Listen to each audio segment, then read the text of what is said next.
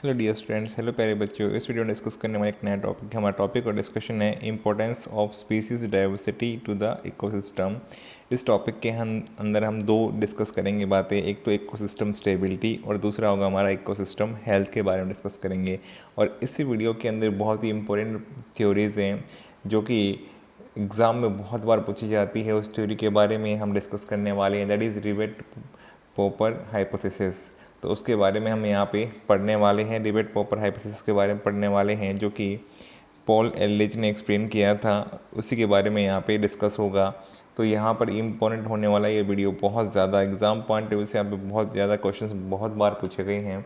इस वीडियो को बहुत ध्यान से देखना है, एंड तक देखना है, आपको सब बातें समझ में आ जाएंगी एग्ज़ाम में क्वेश्चंस कैसे आते हैं और कैसे आपको सॉल्व करने हैं। My name is Deepak Lather, I am going to explain all this video.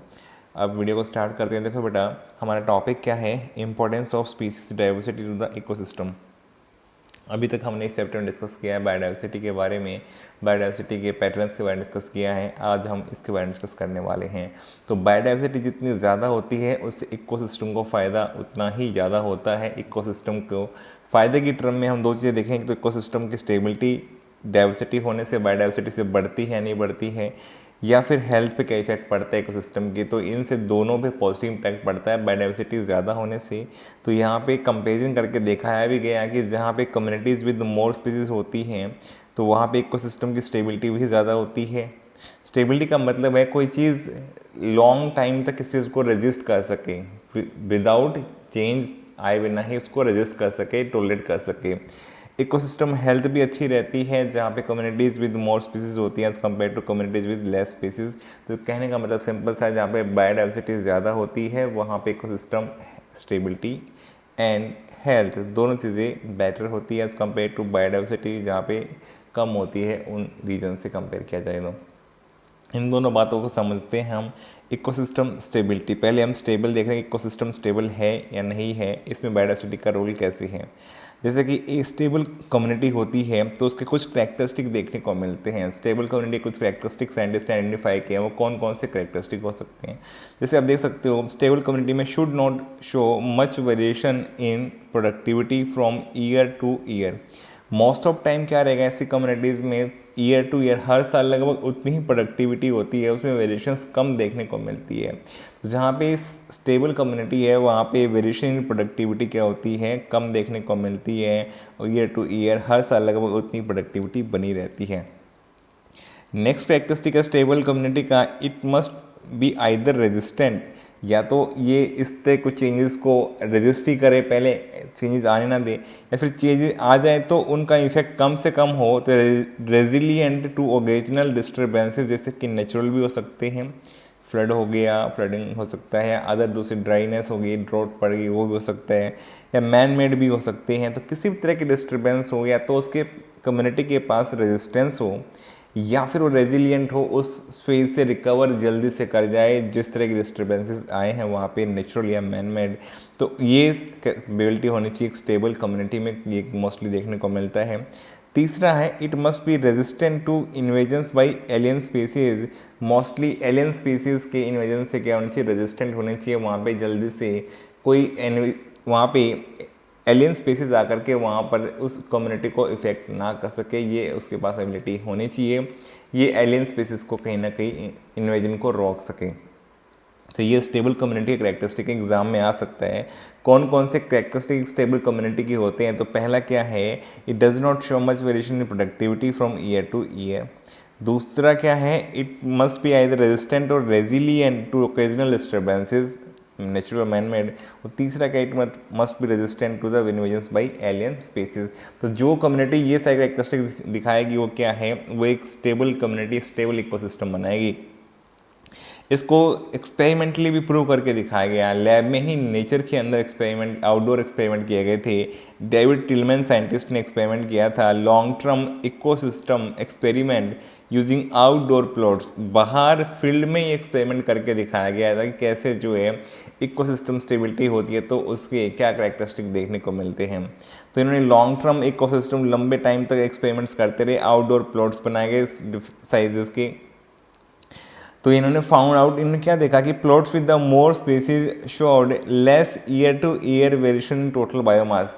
इन्होंने देखा कि जिन प्लॉट्स में ज़्यादा डाइवर्सिटी, ज़्यादा स्पीसीज थे, वहाँ पर जो बायोमास का प्रोडक्शन था वो ऑलमोस्ट कांस्टेंट था, फिक्स था, उसमें लेस वेरिएशन देखने को मिली एज कम्पेयर्ड जिस एरियाज़ में, जिन प्लॉट्स में डाइवर्सिटी ऑफ स्पीसीज कम थी, वहाँ पे ज़्यादा वेरिएशन देखने को मिला था बायोमास के अंदर। तो यही कैरेक्टरिस्टिक हमने स्टेबल कम्युनिटी की भी देखी थी। सेम यहाँ पे बताया इन्होंने कि plots with the more species showed less year to year variation in total biomass. Biomass का मतलब प्रोडक्टिविटी है बेटा, प्रोडक्टिविटी को बायोमास की टर्म में हम मेजर करते हैं। नेक्स्ट है short that increased diversity contributed to the higher productivity. इन्होंने साथ में ये बताया कि जिन प्लॉट्स में ज़्यादा डाइवर्सिटी थी वहाँ की प्रोडक्टिविटी ज़्यादा भी थी एज़ कम्पेयर टू प्लॉट्स जहाँ पे जो है डाइवर्सिटी कम थी, उन प्लॉट से कंपैरिजन किया जाएगा तो डेफिनेटली जो प्लॉट्स के अंदर यहाँ पे डाइवर्सिटी ज़्यादा थी वहाँ पे इन्होंने देखा कि वहाँ पर प्रोडक्टिविटी भी ज़्यादा थी और उसके अंदर वेरिएशंस भी कम थी। तो ये सेम ऑब्जर्वेशन हमने यहाँ पे स्टेबल कम्युनिटी कैरेक्टरिस्टिक में देखे थे और सेम डेविड टिलमैन ने अपने एक्सपेरिमेंट में इस को प्रूव करके दिखाया लॉन्ग टर्म इकोसिस्टम एक्सपेरिमेंट्स में आउटडोर प्लॉट्स। तो मोस्टली यहाँ पे पूछा गया कि एक्सपेरिमेंट जो है किससे किए थे, डेविड टिलमैन ने। कौन सा किया? Long term ecosystem experiment with outdoor plots. फिर नेक्स्ट आता है बेटा इकोसिस्टम स्टेबिलिटी हो गया। Next ecosystem health. Ecosystem health भी बायोडाइवर्सिटी से रिलेटेड है बेटा। जितनी ज़्यादा बायोडाइवर्सिटी होगी उतनी इकोसिस्टम हेल्थ अच्छी होगी, जितनी बायोडाइवर्सिटी कम होगी उतनी इकोसिस्टम हेल्थ पे इफेक्ट पड़ना शुरू हो जाएगा। देखो, rich biodiversity is not only essential for ecosystem health. कह रहे हैं कि रिच बायोडाइवर्सिटी होना सिर्फ इकोसिस्टम हेल्थ के लिए फ़ायदेमंद ही नहीं है, but all imperative for the very survival of human race on this planet. हमारे सर्वाइवल के लिए, हमारे स्पीसीज़ के लिए भी बहुत ज़रूरी है बेटा, अदरवाइज हमारा सर्वाइवल डिफ़िकल्ट हो जाएगा अगर ऐसा नहीं होता है। When we are losing species at an alarming rate, हम बहुत फास्ट रेट पे जो है स्पीसीज़ लूज़ कर रहे हैं इस प्लैनेट की अर्थ के ऊपर।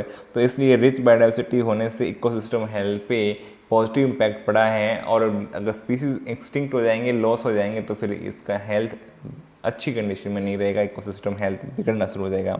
फिर क्वेश्चंस पूछे गए बेटा एनसीईआरटी में, does it really matter to us if few species become extinct? क्या हमें कोई फ़र्क पड़ेगा? मिलियंस ऑफ स्पीसीज में से कुछ स्पीसीज अगर गायब भी हो जाते हैं तो क्या उससे हमें वो बहुत फ़र्क पड़ेगा? बिल्कुल पड़ेगा बेटा, डेफिनेटली पड़ेगा। हर एक स्पीसीज जो है इकोसिस्टम का पार्ट है, फूड चेन का पार्ट है, हर एक का अपना एक रोल है। इकोसिस्टम में हम सारी बातें पढ़ चुके हैं इकोसिस्टम के फंक्शन के बारे में, तो इसलिए हर एक स्पीसीज का अपना एक इंपॉर्टेंट रोल है। Would Western Ghat ecosystem be less functional if one of its tree frog species is lost forever? Definitely यहाँ पे इसका इम्पैक्ट नेगेटिव होगा। अगर एक ट्री स्पीसीज भी लॉस होता है तो उसका इम्पैक्ट नेगेटिव होता है वहाँ के इकोसिस्टम पे। How is our quality of life affected if say instead of 20,000 we have only 15,000 species of ants on earth? Definitely अगर यहाँ पे चेंज आएगा, स्पीसीज कम होंगे, तो डेफिनेटली अदर स्पीसीज के ऊपर या फूड चेन पे इफेक्ट दिखाई देता है।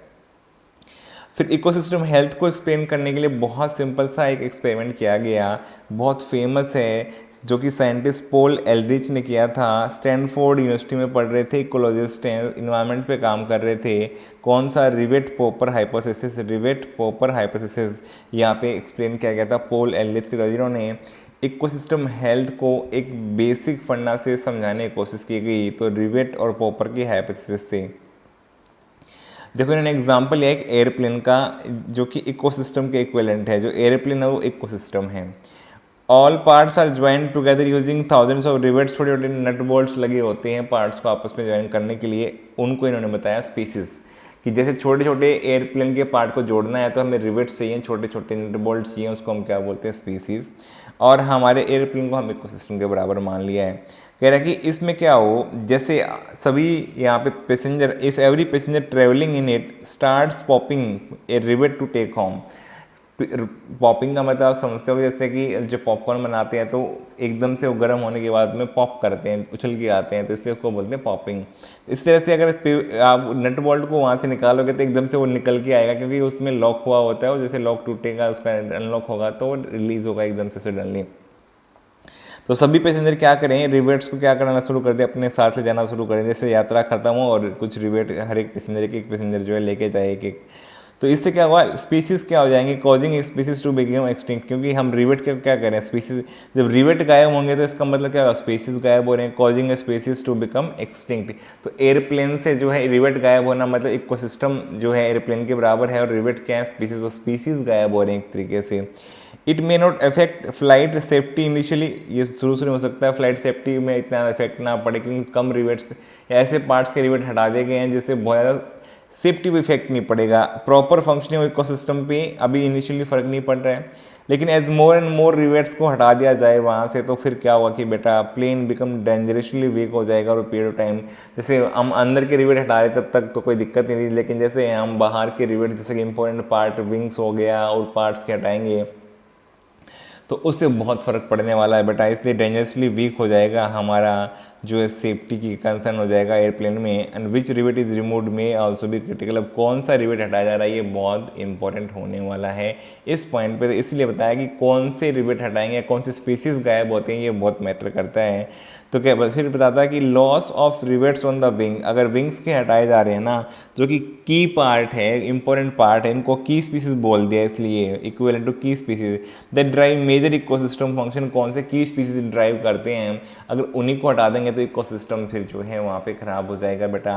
इसलिए विंग्स के रिवेट हटाएंगे तो मोर सीरियस थ्रेट होगा फ्लाइट सेफ्टी के as compared to than loss of few rivets on the seat से हटाए गए थे तो कोई दिक्कत नहीं है बेटा, तब भी आराम से विमान उड़ सकता है, कोई प्रॉब्लम नहीं है। सीट से हटाएंगे तो सीट्स में बस प्रॉब्लम होगी, उसकी फ्लाइंग में कोई प्रॉब्लम नहीं होगी उससे बहुत ज़्यादा। विंडोज़ ये हटा देंगे जो इनसाइड द प्लेन, उससे भी विंडोज़ तो लूज हो जाएंगी, तो उससे भी जो है फ्लाइट सेफ्टी पे बहुत ज़्यादा इफेक्ट नहीं पड़ेगा एज़ कम्पेयर टू अगर हम विंग्स के हटा देंगे, तो विंग्स के बिना तो फिर जो है ऑपरेट नहीं कर पाएगा एयरप्लेन, या उड़ नहीं पाएगा, फ्लाई नहीं कर पाएगा। तो इसलिए की स्पीसीज़ अगर इकोसिस्टम में, इन्होंने सिंपल एग्जांपल दिया बेटा कि अगर इकोसिस्टम से की स्पीसीज गायब हो जाते हैं तो इकोसिस्टम हेल्थ जल्दी ख़राब होगी। सेम की बायोडाइवर्सिटी में से जो की स्टोन स्पीसीज होते हैं अगर वो गायब हो जाएं, की स्टोन स्पीसीज के बारे में हम ऑलरेडी पढ़ चुके हैं ऑर्गेनिज्म एंड पॉपुलेशन वाले चैप्टर में, तो आप अगर आपने नहीं देखा है तो ये चैप्टर आप उस चैप्टर की वीडियो जरूर देखें।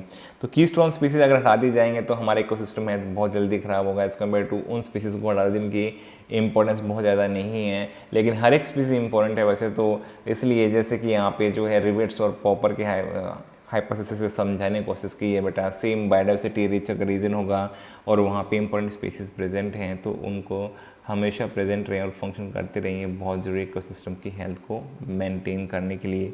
तो बेटा यहाँ पे क्वेश्चंस एक तो ये आया है कि साइंटिस्ट किसने इसको दिया था, पॉल एलरिच, रिवेट पॉपर हाइपोथेसिस दिया था। इसमें रिवेट क्या है बेटा, स्पीसीज के बराबर है, एयरप्लेन क्या इकोसिस्टम के बराबर, ये क्वेश्चन पूछा जा चुका है। फिर इकोसिस्टम सेफ्टी में डेविड टिलमैन, स्टेबिलिटी में जो है डेविड टिलमैन ने जो काम किया है उसके बारे में क्वेश्चन पूछा जा चुका है बेटा, यहाँ पे इसके बारे में क्वेश्चन आ चुका है। और इसके अलावा बेटा यहाँ पे आप देख चुके हो कि कैसे हमने सारी बातें डिस्कस कर लिया। एक स्टेबल कम्युनिटी कैरेक्टरिस्टिक क्या क्या है, ये तीनों आपको याद रखनी है एज इट इज़, ये एग्जाम में डायरेक्टली आ सकती हैं, ये इंपॉर्टेंट है। कौन सी कैरेक्टरिस्टिक है कौन सी नहीं है ये एग्जाम में पूछा जा सकता है। मुझे उम्मीद है सब बातें आपको समझ में आ गई है। वीडियो आपको पसंद आए वीडियो को लाइक करो, कमेंट करो, चैनल पर नए सब्सक्राइब करो, अपने फ्रेंड्स के साथ शेयर करो। Thank you for watching the video.